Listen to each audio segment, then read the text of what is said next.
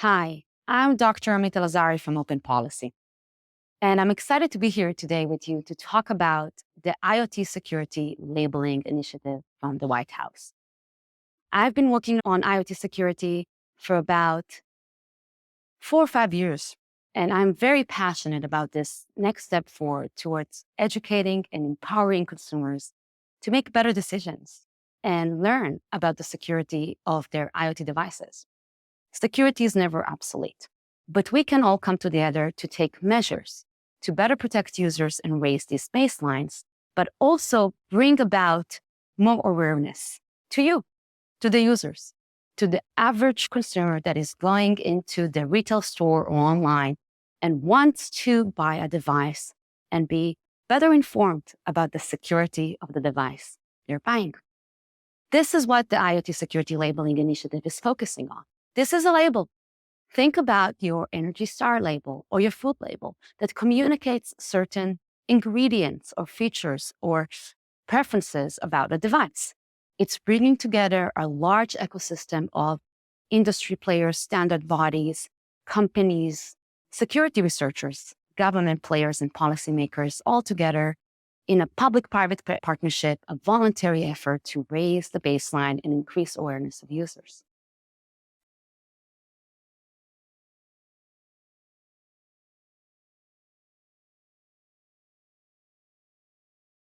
So a simple question is, what is an IoT device?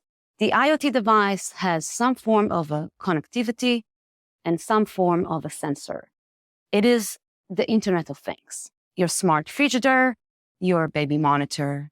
Now, we have been struggling with threats to consumers, to the nation, to really all of the ecosystem that are stemming from the ability of cyber criminals or the adversaries to take advantage of the lack of security measures in IoT devices. Why? Often these devices are very cheap. They have just a little bit of compute in them to support the connectivity or the transmission of data. And they are really geared towards serving one purpose. For example, enabling your smart toaster. But these devices are connected to the internet, and therefore they are connected to everything, which means that they can be leveraged, not just to try to steal the information of consumers, of users, but also to be part of something we call is a bot. That is a network of bots that can come together to do more sophisticated attacks, like a denial of service attack on large system, on critical infrastructure, on our lives. So on one side, we want to enable this wonderful ecosystem of connected devices that empowers us and gives us all this usability and benefits. But on the other side, we want to try to protect users better and continue to raise the baseline of what is considered secure. Consumers have two threat landscapes to think about. One is their own home and their own devices, their phones, their smart watches, their smart home equipment, their smart locks, their IP cameras within the house. All of these are internet-connected devices that can be attacked and are routinely attacked. Imagine being connected to an infusion pump, putting life-saving drugs into you in a hospital bed. That kind of device getting compromised can cause injury, can cause death. Disruption to a hospital environment can cause countless complications, delays in surgery, and other life-saving practices. This, again, happens all the time. Medical devices, which are essentially IoT devices, are constantly under attack as the weakest link within an environment, and entire hospital networks have been compromised through the use of IoT device attacks. Combine these two together, we have a rich ecosystem of billions and billions and billions of IoT devices worldwide, which formulate an attack surface. This attack surface is significantly less secure than traditional IT assets and devices and traditional security practices. And those have a tremendous impact over national security. Not only are we becoming more deeply connected through IoT devices, but we're now putting more of our lives and trust in the hands of digital technology. And the reason that you might care about security is that because these devices talk to the internet, it may be possible for attackers to also access your device. And it also may be possible that the device is sending personal information from your home off to some company on the internet. Consumers should be aware that if attackers access their device, these attackers may be able to manipulate their device. So they might turn lights on and off in your house. So there's a number of aspects of IoT security that are very important, one of which is privacy and data protection. If you're going to buy an IoT device, connect it to your network, you need to know that this IoT device is going to protect the data of yourself and your business and everybody who interacts with it. It's also really important to know that these IoT devices are able to be updated and patched. Then there is a larger swath of concerns that consumers should be concerned about and are often concerned about, and they're related to data practices and related to privacy. So for example, is the data sold from the device sold to other manufacturers? These devices are part of our daily lives. It's all about these devices talking to each other over the internet. They can be controlled from far away and not just by us, if they're not secure. And the uniqueness of IoT devices is that they're the least managed or the least visible or least understood part of the digital infrastructure. They are, a lot of the time, the most susceptible to vulnerabilities, to being exploited. Your everyday computer usually has antivirus, endpoint security, endpoint detection response, network security protocols, a lot of different things that protect it. But IoT devices are smaller, more compact, have less compute power, and less regulation around them that would necessitate different security measure. These devices are more software-driven than ever before.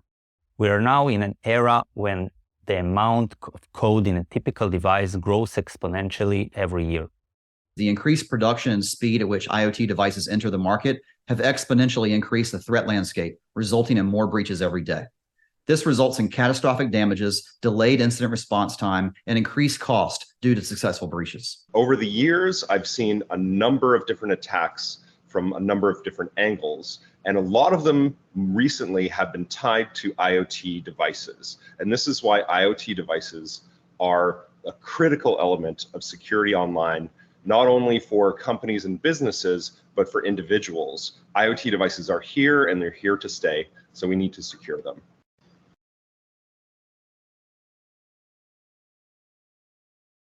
Governments around the world have been working collectively with industry and partners on IoT security for a long time. In the United States, government has been fostering consensus-driven processes to develop frameworks and considerations on IoT devices. And now, with the new labeling program and this initiative, these standards are coming to life as the controls, the measures, the type of protections we are thinking about when it comes to devices. There's some basic things that IoT device manufacturers are being asked to do. They're being asked to use strong security protocols. They're being asked not to set up these devices with default passwords. The problem today is that if a consumer is aware of some of these privacy and security concerns and they want to purchase a device for their home that avoids these problems, it's very difficult for a consumer to figure out which devices have good security and privacy and which ones don't. The only way to progress and make sure that we have clarity of security of those IoT devices is to put the standardization in place that makes the manufacturers be able to report on all these different elements of how their device is being used. So the idea behind the IoT security and privacy labeling program is that devices will come with a security and privacy label that will tell consumers at a glance about the security and privacy of these devices. So all the consumer has to do is check the label, make sure the device meets baseline security and privacy standards, and they should be good to go. They can also find out things like what sensors are on the device so they know, does their thermostat have a microphone? Important to know. Baselining security measures means that we can label different IoT devices based on what security measures they have or don't have and what they're supposed to have and not supposed to have. In short, it will give consumers and businesses a grading system that they can use to understand what is secure and what isn't secure. The new labeling initiative is exactly focused on that. Not only it allowed manufacturers to better understand which baseline of security and privacy measure can be incorporated into their device, but also it creates better awareness and privacy mechanism to empower users to make better purchasing decisions.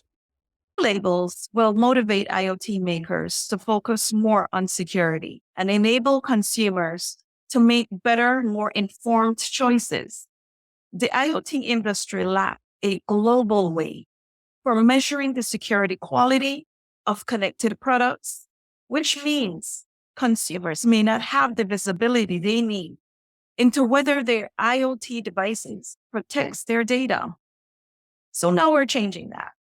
By adding a label and by requesting the assistance or the attention of friendly hackers, we can contribute to a much safer ecosystem for everybody.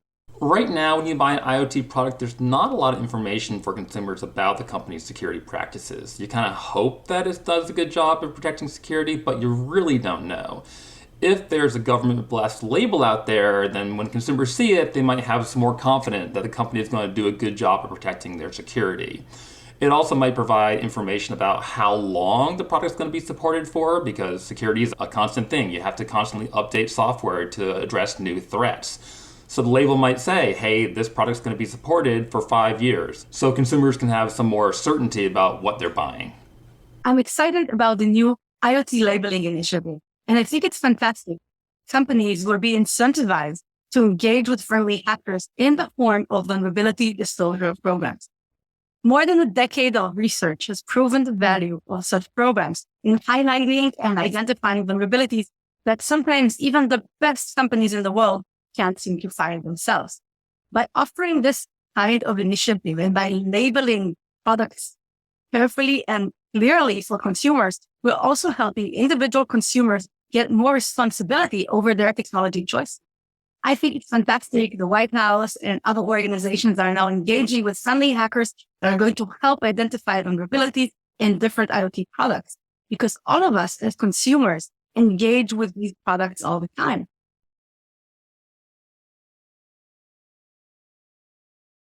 We're thrilled about the potential of this new initiative and what it brings by raising the security and transparency bar for IoT products.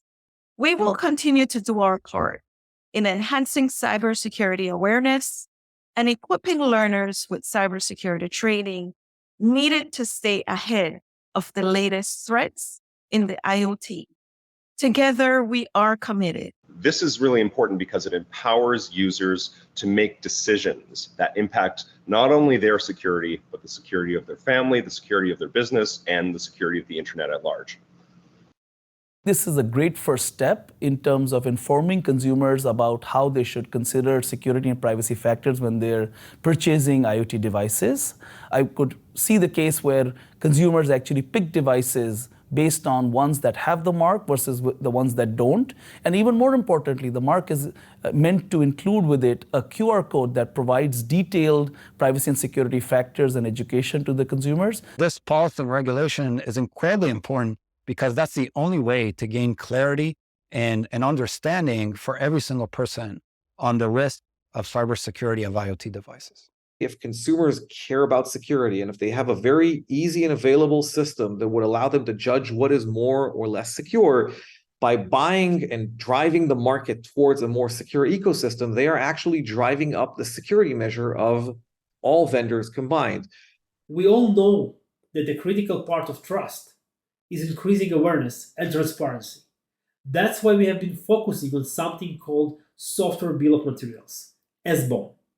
Now, with a greater focus on the security of IoT devices, we're excited to push this work even further. We are looking forward to continuing our work with the administration, increase the adoption of SBOM, and assess the risk of these devices with one common goal of elevating the security of users all around using IoT devices. We are very excited about the labeling initiative. It is a great step forward for baking cybersecurity into IoT devices, allowing manufacturers for many different industries to raise the bar for product security. We are committed to working with the administration to share expertise and threat intelligence. We believe this will make us all more confident about the security of the connected products we all rely on.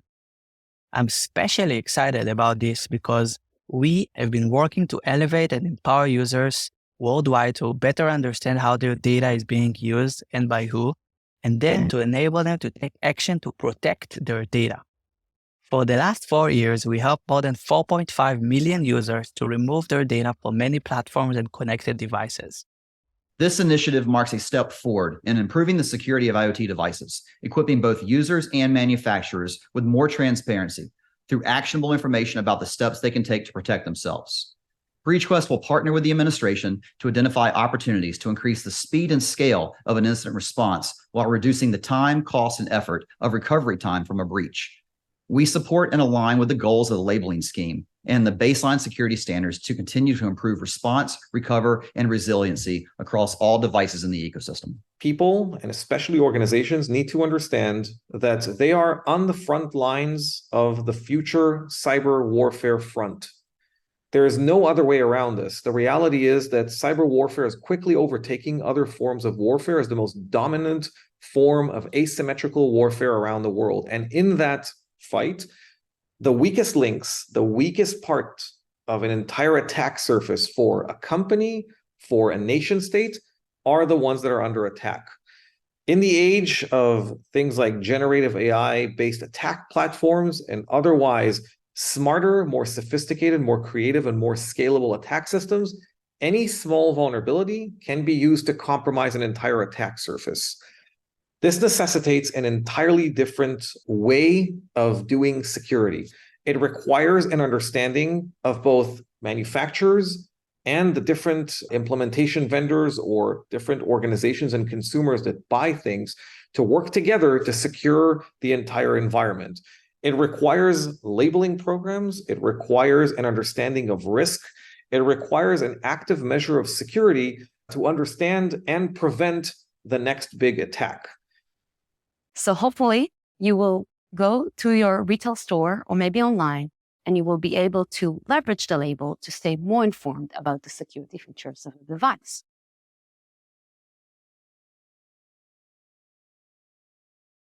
Automating the product cybersecurity process is the key.